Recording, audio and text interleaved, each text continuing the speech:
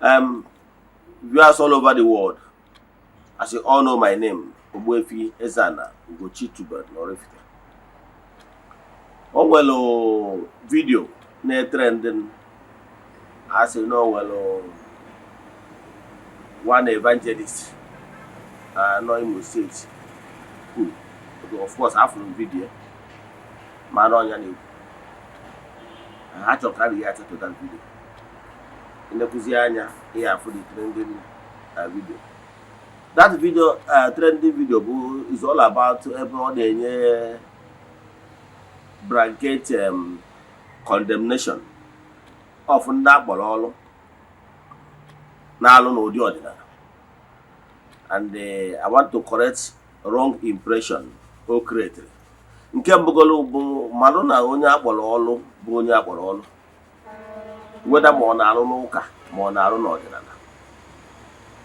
But all the very wrong, mmadụ inye wrong impression in order to protect his ministry.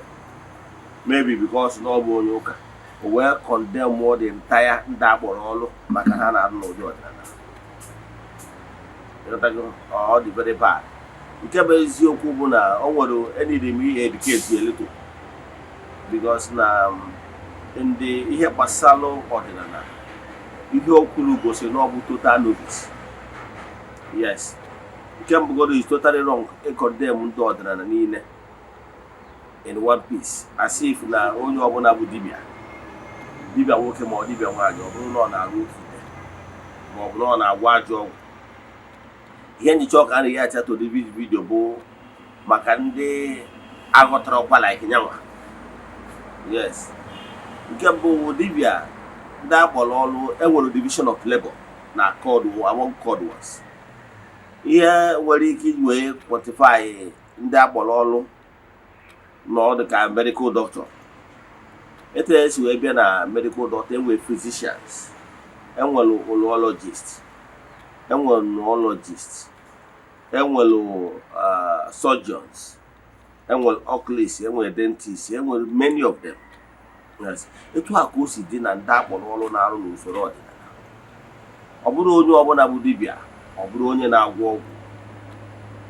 Yes, let me set the record straight. Enwere dibịa afa,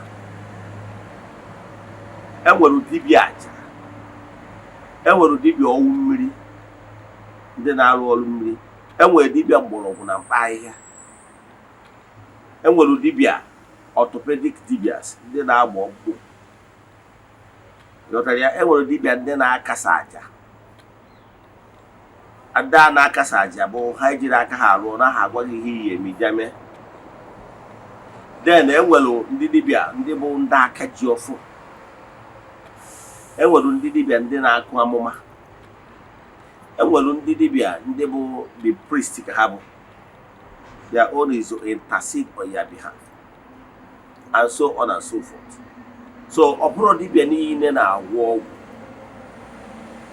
Mgbe gburugburu mgbe esi dị n'ukwu ụkwa anyị na-akọrọ gị akọ na-agwa gị na before agwa ajọ ọgwụ na-eje na agụ na-asa mkpa na-asa ihe gbasara oke ite ma ọ bụ ibubo ma ọ bụ nwunye ite ma whatever ọ bụ na ịkpọrọ ya has been in existence from time immemorial. Yes, from time mmadụ bidoro chọba shortcut. Yes, ọ mgbe bidoro mana n'uto na ọ bụ ajọ ọgwụ a na-ekwupụta ekwupụta kama social media bịazi mee a na-ekwuzi ụfọdụ ihe dị etu a. Enwere ndị ajọ mmadụ nke bụ eziokwu na ndị na-alụ ajọ ọlụ ụfọdụ majority n'ime ha nọ na social media. Etu ọ dị na dibịa ka o si dịkwa na ndị pastọ na ndị nwe ministry. Enwere so many ndị na-eme ihe ọjọọ nọ na n'ụka na ndị nọkwa n'ọdịnala. Ime ọnụ nwere ndị nwere ministry na-agwa ajọ ọgwụ nwere ite nsogbu nwere idea. Ụnụ nwa na-eje ministry enwere ndị na-enwere ministry ụfọdụ anọ na social media, majority n'ime ha anọ na social media. Ịkwụsị ịbịa ministry ya inwe problem unless ichigetara azụ. Yes, ịkwụsị ịbịa ministry ya inwe problem etinye nwere ite nsogbu nwere idea.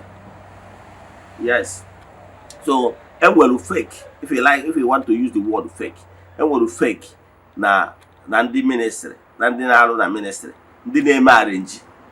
Some of these are claimed miracles of one name had a who arrange. Because I don't know also arrange in about and in what you keep one. So you have what you can women and help do fake. So yet they go in some other now. Generalize na ndị dibịa ine na-agwọ ọgwụ ahụ dibịa adịm arụ ọrụ mana enwere m okike adịm agwọ ọgwụ ọ bụrụ onye ya asị na Eze-Ana agwụrụgoro ya ọgwụ ma ọ bụrụ ọrụ okike.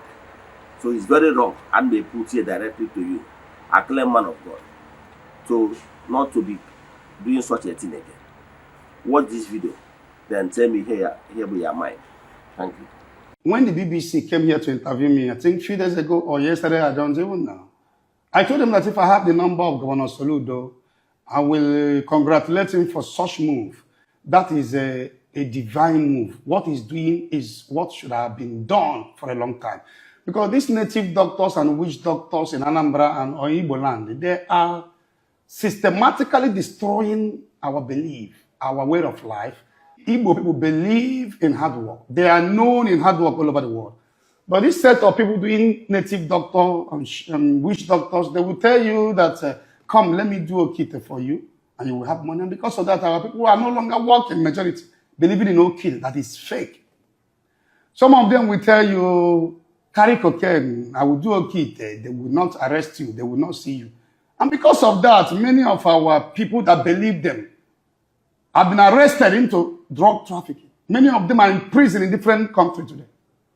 This set of native doctors will tell you, if you're a I will give you a charm that will make customers to become. So they are promoting evil in our land. And so what the governor of Anambra State is doing, His Excellency Governor Charles Soludo, what he's doing is encourageable. Somebody like me, I'm happy. I am the one who started the fight of Okite. I am the one who started burning Okite. I preached about it last 3 years. So all the boys who have done that Okite, they keep bringing them to Zion and we keep burning them. Our sister that was buried in Obosi, her husband's house, at night,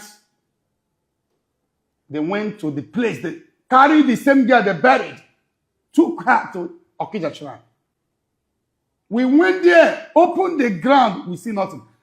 The girl was saying that the video she saw in Okija Shrine was the video of her sister that was buried few days ago. How come they went there to carry the body without informing the villagers that Arusi killed? Till now, they tried to cover that case, but very soon that case will surface again. Because the girl, the dead body is still in Okija Shrine. We made a video about it. The evidence is there that we went there and opened the grave with the video and we saw no dead body. So I've been number one fighting against such acts. So what the governor is doing, everybody should encourage him and support him. Those boys are destroying our land. They are the one doing charm, okit and wite, to many criminals, telling them that if they shoot them, it will not enter their body. And that is why there is criminality in our land today. So I am in full support of what the governor is doing.